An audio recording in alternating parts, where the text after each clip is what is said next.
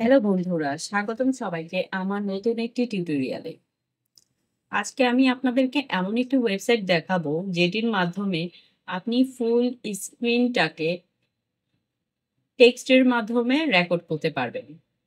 I mean আপনার কোনো client বা বন্ধুকে কোনো কিছু বোঝানোর দরকার হচ্ছে, যেটা আপনাকে খুব কঠিন মনে হচ্ছে এক্সপ্লেইন করা।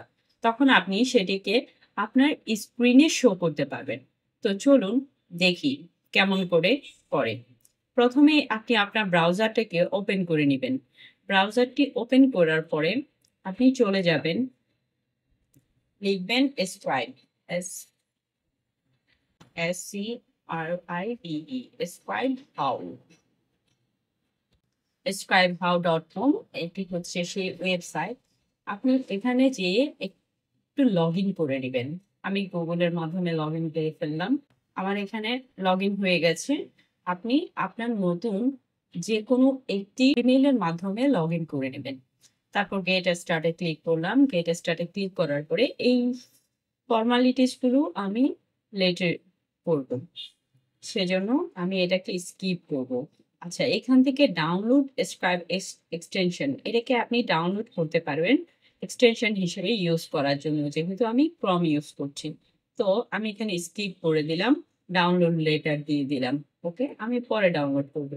নাও এখন মনে করেন আমি কোনো একটা স্ক্রিন আমি আমার ফ্রেন্ডকে দেখাবো যে এভাবে কাজটা করতে হবে। সেক্ষেত্রে আপনি ভিডিও রেকর্ড না করে কিভাবে দেখাতে পারবেন? এখন দেখেন, স্টার্ট ক্যাপচারে যাবেন। স্টার্ট ক্যাপচারে যাওয়ার পরে এই যে ট্যাব নিউ ট্যাব থেকে আপনি এটাকে অন করলেন। ঠিক আছে, অন করে আপনি এখন কোনো কিছু দেখাবেন আপনার ফ্রেন্ডকে। মনে করেন আমি scribehow.com scribehow.com লিখে সার্চ করলাম। দেখেন এটা কিন্তু এখানে রেকর্ড হচ্ছে পাশে। তারপরে মনে করেন আমি এই যে ফার্স্ট এটাতে ক্লিক করলাম। ক্লিক করার পরে আমি কোথায় কোথায় যাচ্ছি সবকিছু এখানে রেকর্ড হয়ে যাচ্ছে। তারপর এই যে দেখেন শো মি নাও, এখন যদি আমাকে দেখাতে বলি তাহলে এটা পুরোটা রেকর্ড হয়ে যাবে। ওকে, আমাদের ক্যাপচার করা কমপ্লিট হয়ে গেছে। এখন আপনি এই লিঙ্কটাকে আপনার ফ্রেন্ডের সাথে অবশ্যই শেয়ার করে দিবেন। ইন টোটাল আপনি স্ক্রিন রেকর্ড না করে ইমেজের মাধ্যমে দেখাচ্ছেন তাকে আমি পুরো প্রসেসটা কিভাবে কমপ্লিট করেছি।